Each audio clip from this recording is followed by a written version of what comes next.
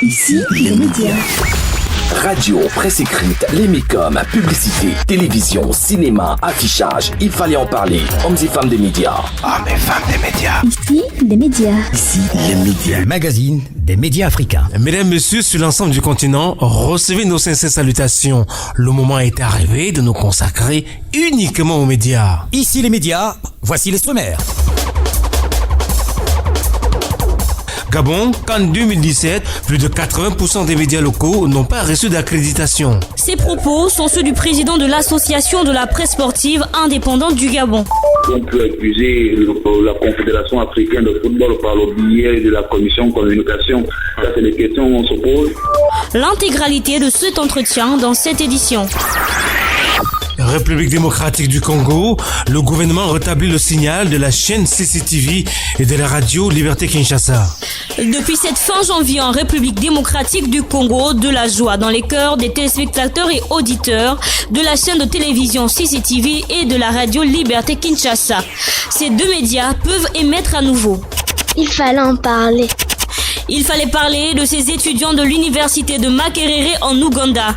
Ils ont mis au point une veste médicale capable de diagnostiquer et de distinguer la pneumonie et le paludisme plus rapidement qu'un médecin. Roland Djakou est avec nous, il nous l'expliquera.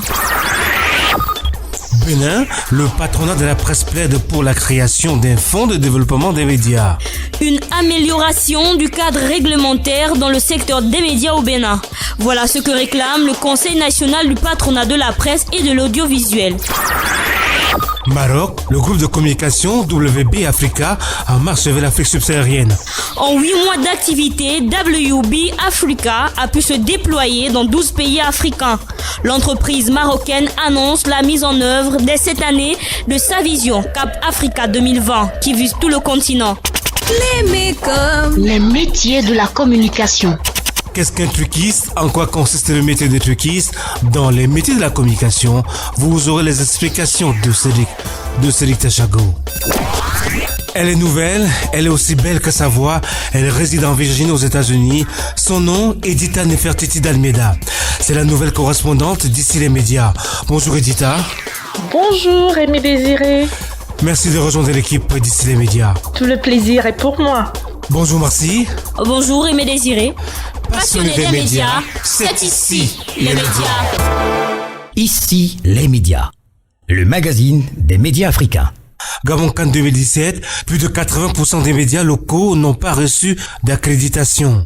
Ces propos sont ceux de Rodrigue Bekale, le président de l'association de la presse sportive indépendante du Gabon. Rodrigue Bekale, bonjour. Bonjour.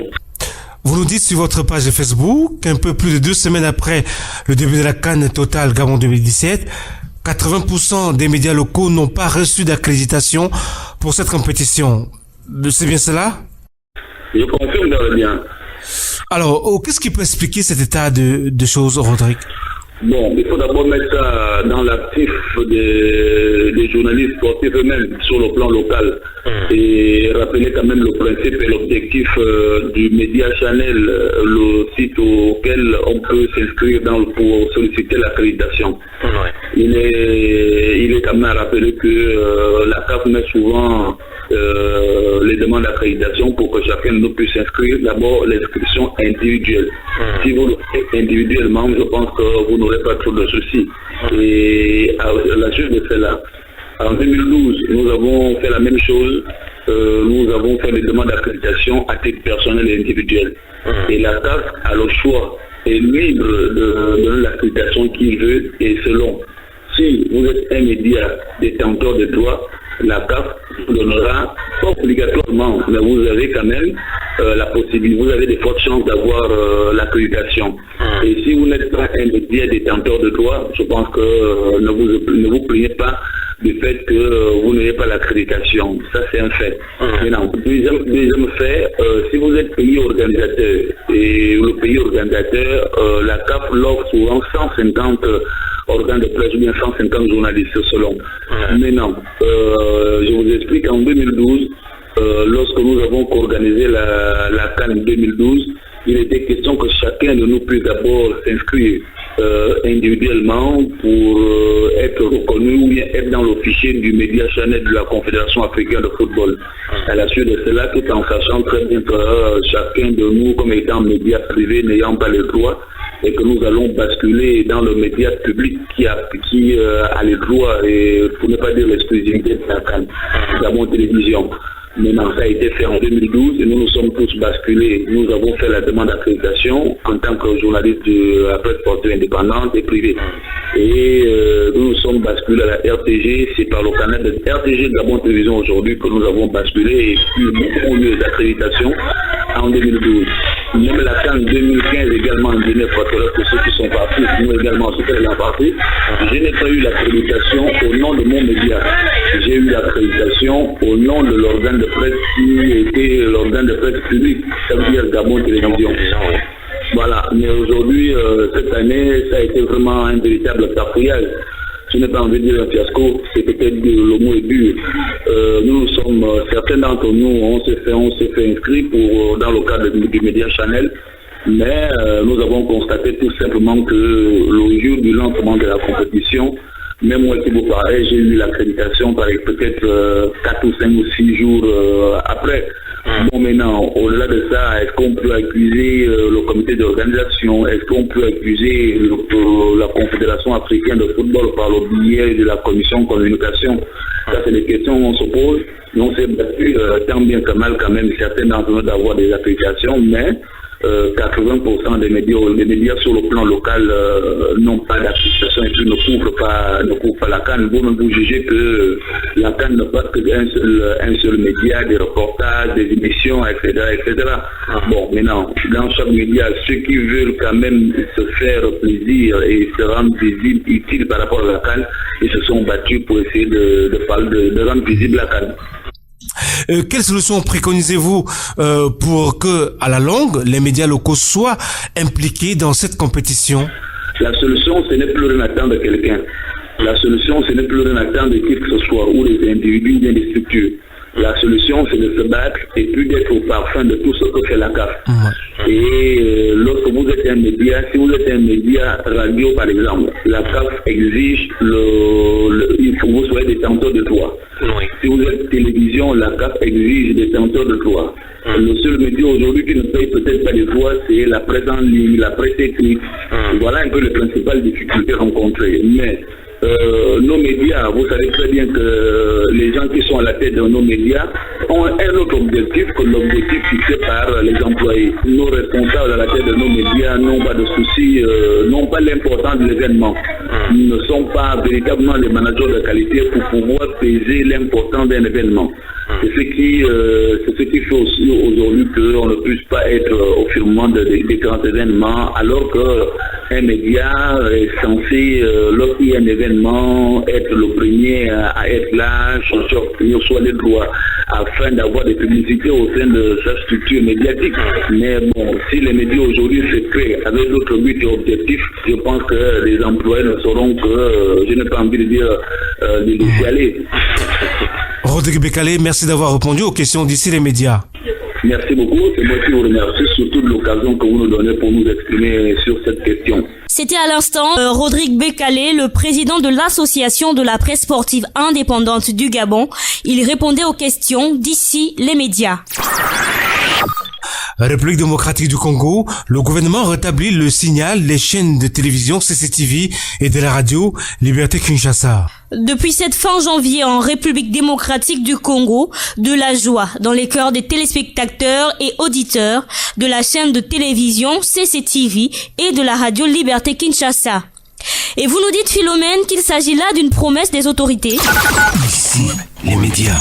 Oui, Marcy, il s'agit d'une promesse du gouvernement qui avait pris l'engagement de rouvrir les médias fermés dans les 2 premières semaines du mois de janvier. Le ministre de la Communication et des Médias, Lambert Mende, avait toutefois précisé que la mesure bénéficierait uniquement aux médias, je cite, fermés à la suite de mesures administratives conservatoires et ne faisant pas l'objet d'une procédure judiciaire. Fin de citation. Si le signal a été rétabli pour la chaîne CCTV CCTV et la Radio Liberté Kinshasa. Les responsables de ces deux médias privés ignorent toujours pourquoi ces supports avaient été sanctionnés. Lambert Mende avait juste parlé de mesures conservatoires prises par les autorités locales de la ville-province de Kinshasa. Toujours est-il que CCTV et Radio Liberté Kinshasa avaient vu leur signal suspendu dans un contexte politique tendu, notamment à la veille de la fin du mandat du président Joseph Kabila. CCTV appartient à l'ex-vice-président Jean-Pierre Mbemba, aujourd'hui incarcéré à la Cour pénale internationale où il est jugé pour des crimes de guerre. Une dizaine de médias restent interdits ou suspendus en République démocratique du Congo. L'accord politique du 31 décembre 2016 entre le pouvoir et l'opposition prévoit la réouverture de plusieurs de ces supports d'information. Ici, les médias. C'était Philomène Ducy. Cédric est avec nous. Cédric, bonjour. Alors, quelle analyse faites-vous, Cédric, de cette vague de réouverture des médias en RD Congo ? Eh bien, de prime abord, vous pouvez constater avec moi que cette série de réouvertures s'effectue de manière homéopathique. Car après l'accord politique du 31 décembre dernier en RDC, on assiste là à la deuxième vague de réouverture des médias d'opposition. Mais certains demeurent encore fermés pour l'instant, tout comme certains prisonniers politiques qui sont encore derrière les barreaux. Pour essayer de comprendre cet état de choses, on peut d'abord se référer au dire du ministre de la Communication et des Médias, Lambert Mende, qui récemment sur les ondes de Radio Okapi affirmait que ces médias ont rouvert dans le cadre de la décrispation politique selon l'esprit de l'accord de la fin d'année 2016. En droit de ligne, il a également évoqué le problème d'insécurité qui entrave le bon déroulement des opérations d'enrôlement des électeurs dans certaines parties du pays. On peut donc comprendre que cette stratégie du pouvoir en place s'inscrit dans l'optique du rétablissement d'un climat de sécurité dans le pays. Car on connaît tous les secousses politiques qui ont agité la RDC ces derniers mois, avec l'opposition qui appelait au départ du président Kabila. Donc, si des médias comme Canal Congo Télévision, CCTV de Jean-Pierre Mbemba renaissent, ce n'est pas un fait du hasard, car on connaît aussi le poids politique de cet opposant et de tous ces opposants en général. La réouverture progressive est un acte qui veut par là calmer les ardeurs du camp d'en face, vu qu'on évolue vers une échéance électorale d'envergure. Mais il faut noter que de nombreux médias comme la radio-télévision Joa de l'opposant Mouyambo, Nyuta TV de Moïse Katombi, la radio Lisanga TV de Roger Lumbala ou encore la voix du Katanga sont encore muselés. Eh bien, vivement la sérénité médiatique dans le pays. Merci Cédric, ne partez pas, je vous en prie. Il fallait en parler. Il fallait en parler. Il fallait parler de ces étudiants de l'université de Makerere en Ouganda. Ils ont mis au point une veste médicale capable de diagnostiquer et de distinguer la pneumonie et le paludisme plus rapidement qu'un médecin. Roland Djakou est avec nous, il nous en parle. L'instant que j'aime le plus dans cette émission, c'est il fallait en parler. On ne peut tirer la couverture que sur soi, donc je prêche pour mon église. Alors, dans la rubrique il fallait en parler aujourd'hui, Aimé Désiré, nous parlerons d'une veste médicale pour diagnostiquer la pneumonie et le paludisme en Ouganda. L'idée est venue à Olivia Koborongo, puisqu'il s'agit d'elle. Elle est âgée de 26 ans seulement. Après que sa grand-mère fut tombée malade, trimballée d'hôpital en hôpital, celle-ci est décédée avant même que la pneumonie ne soit diagnostiquée. Il était trop tard pour la sauver, regrette la jeune ingénieure. Il était bien difficile de suivre la trace de ses signes vitaux, de savoir comment elle allait. C'est là que lui est venue l'idée d'automatiser tout le processus pour suivre l'évolution de la santé. Alors, Olivia a présenté son concept à son camarade Brian Tourabagay, âgé de 24 ans, diplômé comme elle d'une école en ingénierie des télécommunications. Ensemble et avec une équipe de docteurs, ils ont créé le Mama Hop, à entendre Mother's Hop, l'espoir de la mère, un équipement utilisé pour les jeunes enfants. Il est composé d'une veste intelligente biomédicale et d'une application pour téléphone mobile qui effectue le diagnostic. Alors, le Mama Hop est très simple d'utilisation. Ça, il faut déjà qu'on le précise. L'enfant doit simplement enfiler la veste dont les capteurs permettront de mesurer certains paramètres comme les bruits émis par les poumons, la température ou le rythme de la respiration. Alors, ces informations sont envoyées automatiquement à l'application mobile qui les compare à des données connues pour estimer la gravité gravité de la maladie, explique Brian. Alors, la veste qui n'en est encore qu'à l'état de prototype peut diagnostiquer la pneumonie 3 fois plus vite qu'un docteur tout en réduisant le risque d'erreur humaine selon une étude produite par ses inventeurs. Traditionnellement, les médecins utilisent un stéthoscope pour écouter les bruits anormaux venant des poumons. Mais s'ils diagnostiquent le paludisme ou la tuberculose qui peuvent aussi induire une détresse respiratoire, l'erreur peut se révéler fatale pour le patient. Alors, selon les concepteurs de Mama Hop, cette technologie devrait bientôt être introduite dans les principaux hôpitaux d'Ouganda avant d'équiper les centres de soins plus isolés. Ils travaillent également à faire breveter leur équipement qui a été retenu parmi les candidats pour le prix africain 2017 de l'Académie royale britannique d'ingénierie. Une fois que ça marchera en Ouganda, nous espérons que ce sera lancé dans d'autres pays africains et dans d'autres endroits du monde où la pneumonie tue des milliers d'enfants, indique Olivia. C'est plus que les principales autres causes des décès infantiles comme la diarrhée, le paludisme, la méningite ou le sida. Alors, Mama Hop, pour détecter la pneumonie 3 fois plus vite qu'un médecin, donc c'est une invention à saluer et saluer aussi, déjà, la transition est toute faite, et si tu me permets, Aimé Désiré, saluer aussi Almeida Edita Nefertiti, c'est désormais notre reine à nous, qui vient de rejoindre la grande équipe des hommes des médias qui travaillent pour ici les médias. Donc, bienvenue à toi, Edita Nefertiti. C'est vrai que j'aime bien le côté égyptien de ta personne. Bon, Nefertiti, voilà, ça fait partie de l'Égypte et je m'intéresse un peu à l'égyptologie depuis un certain moment. Donc, voilà, bienvenue dans la grande famille et j'espère que tu vas t'y plaire. J'espère que, donc, bienvenue une fois de plus et le plaisir est pour nous de te recevoir dans la grande famille des médias. Et aux auditeurs, je ne vais pas rester très longtemps parce que bon, on sait bien qu'on est occupé à autre chose. On se retrouve la semaine prochaine. Salut. Et il fallait en parler. C'était Roland Jacou. Bénin, le patronat de la presse plaide pour la création d'un fonds de développement des médias. Une amélioration du cadre réglementaire dans le secteur des médias au Bénin, voilà ce que réclame le Conseil national du patronat de la presse et de l'audiovisuel. Karine Mambou. Ici, les médias. Le plaidoyer a été mené auprès du président de l'Assemblée nationale, Adrien Obedi, qui a reçu cette mi-janvier une délégation du Conseil national du patronat de la presse et de l'audiovisuel. Parmi les points du plaidoyer mené par les patrons de la presse ce mardi Bombard, notons la création d'un fonds pour le développement des médias. D'après le président du Conseil national du patronat de la presse et de l'audiovisuel, Basile Thibozo, le fonds servira à monter des véritables entreprises dans le secteur de la presse béninoise, notamment dans les secteurs médias, messagerie et centrale d'achat des intrants de la presse. Le Conseil national du patronat de la presse et de l'audiovisuel a cependant plaidé pour une relecture de la loi de 2005 portant code de l'information et de la communication, car il serait important d'inscrire dans la loi le fonds de développement des médias. L'amendement du cadre réglementaire doit tout au moins aussi permettre Marcy de corriger les imperfections contenues dans le code de l'information et de la communication. Selon le Conseil national du patronat de la presse et de l'audiovisuel, il est urgent de supprimer l'article 22 qui stipule que, je cite, « Les animateurs sont considérés comme des assimilés et auxiliaires à la fonction de journaliste ». Fin de citation. Cette disposition, disons-le, suscite nécessairement l'indignation du patronat de la presse, car comme le dit si bien Basile Thibozo, président du Conseil, on ne peut quand même pas nous dire que ceux-là sont des journalistes. Fin de citation.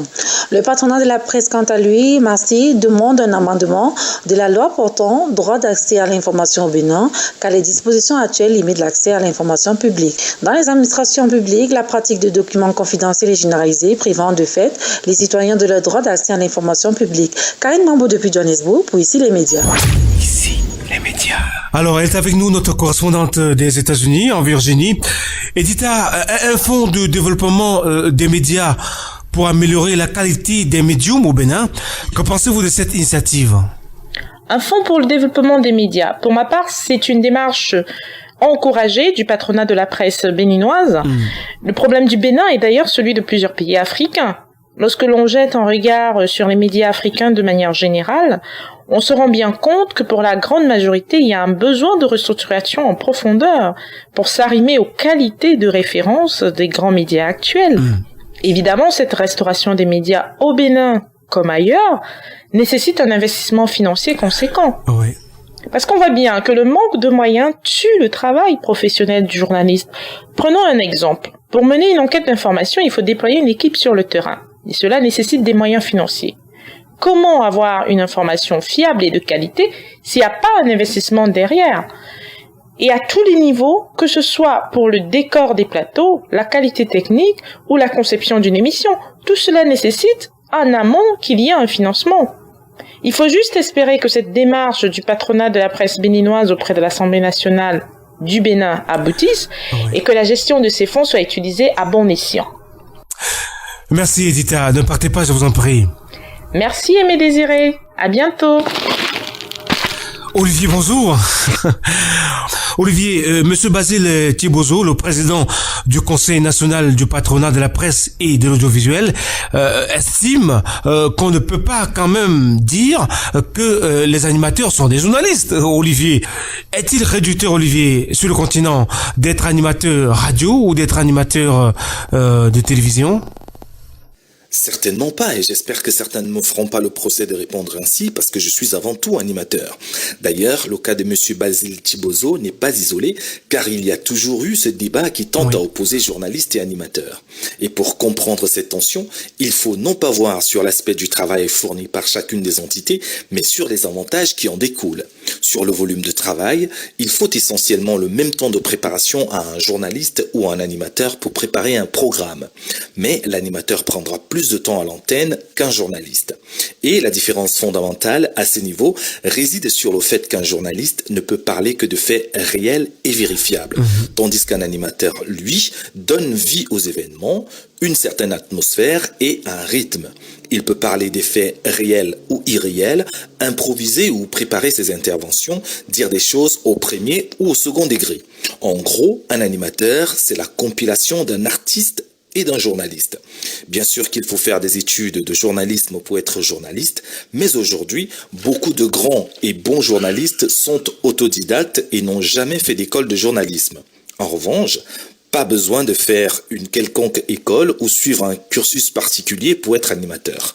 Quoique de nos jours, plusieurs écoles et centres de formation pour animateurs voient le jour. Oui. Sur les avantages, objet de la discorde, on remarque qu'être journaliste procure de nombreux avantages. La loi prévoit un statut particulier aux journalistes et un certain nombre de protections. Et la carte de presse présente de nombreux avantages aux journalistes qui en sont détenteurs.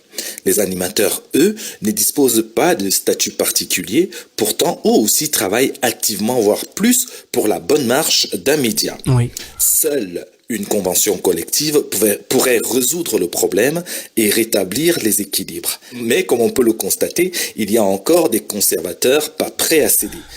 Être animateur est un très beau métier qui non seulement procure du plaisir à l'animateur, mais à ses milliers, voire millions de téléspectateurs et auditeurs.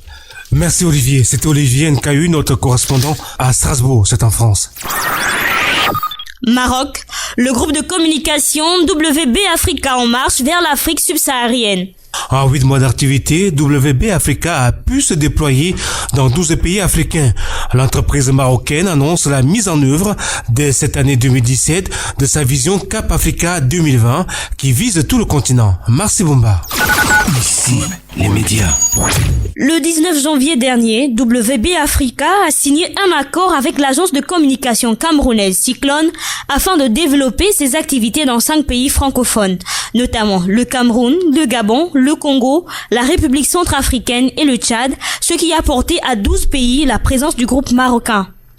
Pour le président de WB Africa, Monsef Belkayat, cet optimisme s'appuie sur les résultats engrangés par l'entreprise en 8 mois d'existence, près de 23 milliards de francs CFA.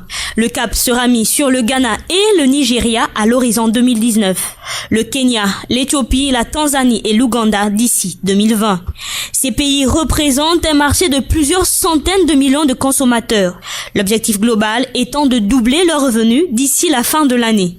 Le groupe a défini plusieurs leviers de croissance, à savoir la prise de participation ou le contrôle des agences locales bien établies et des partenaires avec des acteurs internationaux. Sur ce dernier point, le top management annonce un accord avec Grey ou Starcom pour s'implanter au Nigeria et au Ghana. Le financement sera aussi un levier important. WB Africa s'est assuré une levée de fonds d'environ 4 milliards de francs CFA. Ici, les médias. C'était Marcy Boumba. Ismaël, bonjour. Alors Ismaël, que pensez-vous de cette coopération sud-sud tant souhaitée par nos différents dirigeants ? Alors, je dois dire que vous faites bien de me poser la question concernant cette opération que mène l'entreprise marocaine Webe Africa, qui déjà s'engage également de faire une immersion sur le continent et qui progresse d'ailleurs bien et qui même se fait remarquer de façon positive via son action. Pendant très longtemps, l'Afrique a toujours rêvé quand même d'une coopération sud-sud, qu'on essaye entre nous de pouvoir s'unir et de mettre la main à la pâte pour le développement de l'Afrique, parce que, faut-il le rappeler, et tous les jours on le dit, le développement des entreprises africaines ne viendra que des Africains eux-mêmes. Donc en fait, ça ne viendra pas d'ailleurs. Donc cette initiative devrait pouvoir fédérer les emplois et favoriser le développement de la communication en Afrique, et surtout essayer donc de permettre aux Africains de prouver que certaines choses peuvent se faire également en Afrique, et même plus qu'ailleurs, puisque quand un pays tel le Maroc prend des initiatives, on ne peut que l'encourager. Cela permettrait également de fédérer les emplois, cela permettra donc de fédérer des entreprises chez nous et favoriser également un emploi massif pour pas mal d'Africains qui rêvent ailleurs, et ça permettrait que nos jeunes ne meurent plus dans la Méditerranée ou encore aller sauter la barrière, parce qu'il faudrait, on rêve d'un Eldorado qui n'y en a même pas, et ça permettrait donc aux jeunes de pouvoir trouver de l'emploi en Afrique et favoriser le développement de l'Afrique. Ouais. Merci Ismaël Karim. C'était Ismaël Karim, notre correspondant à Paris. C'est en France. Les métiers de la communication. Qu'est-ce qu'un truquiste ? En quoi consiste le métier de truquiste dans les métiers de la communication ? Voici les explications de Cédric Tachago. Magicien de l'image, le truquiste intervient principalement en phase de post-production. À la demande du réalisateur, il transforme les images et réalise des effets spéciaux grâce à des logiciels spécifiques. À la différence du monteur, le truquiste maîtrise les logiciels de création graphique et d'animation et est capable de réaliser des génériques d'émissions, des habillages de chaînes ainsi que des effets spéciaux pour le cinéma ou la télévision. Travaillant en étroite collaboration avec le réalisateur afin de restituer ou reproduire avec exactitude ce que ce dernier a imaginé, il transforme de façon particulière les images. En effet, il est capable de créer des situations irréelles en donnant l'illusion du vrai, de modifier un décor ou de faire disparaître des éléments indésirables comme des ombres ou des imperfections. En bref, il est responsable des effets spéciaux qui interviennent dans un film, mais également une production audiovisuelle, une publicité, un clip vidéo. Le truquiste est aussi chargé de l'habillage et des incrustations dans les émissions. Assis à côté du réalisateur en régie, il fait par exemple apparaître une petite fenêtre sur l'écran pendant le JT, incruste des questions posées aux candidats dans les jeux télévisés, fabrique des génériques. Il prépare ses trucages sur ordinateur avant l'enregistrement ou la diffusion de l'émission, de sorte qu'il n'a plus qu'à les caler et les lancer le jour du tournage.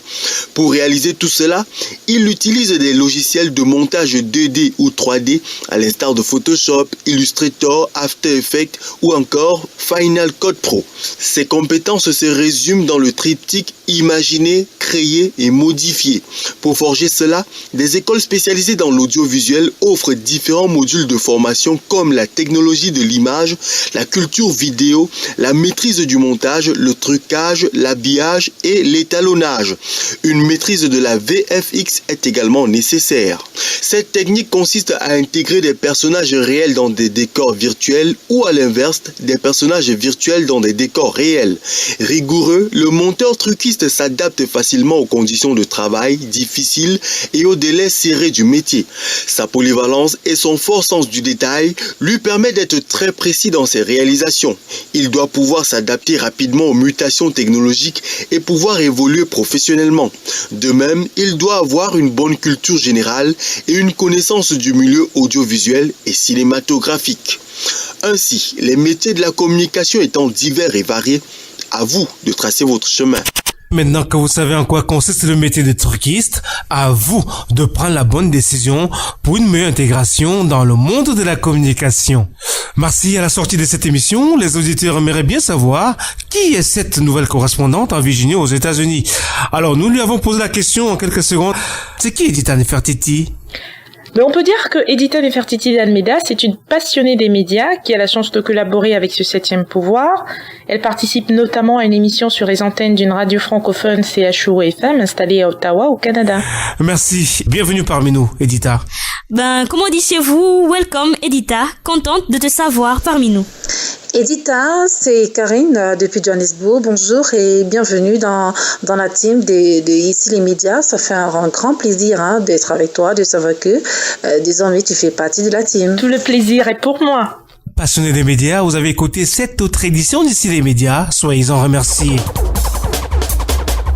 L'équipe au grand complet, producteur Ada Productions, coproducteur Record FM Gabon, nos correspondants, Roland Djakou à Libreville au Gabon, Philomène Dussi, Cédric Tachago à Douala au Cameroun, Olivier Ancailleux à Strasbourg, Ismaël Karima à Paris en France, Karine Mambou à Johannesburg en Afrique du Sud, Teddy Patou au Maroc et Edita Nefertiti d'Almeida en Virginie aux États-Unis. Retrouvez ce programme sur notre page Facebook, Ici les médias. Dans ce studio, elle, Marcy Bombard. Et lui, Aimé Désiré Adoré. Passionné des médias, c'était Ici les médias.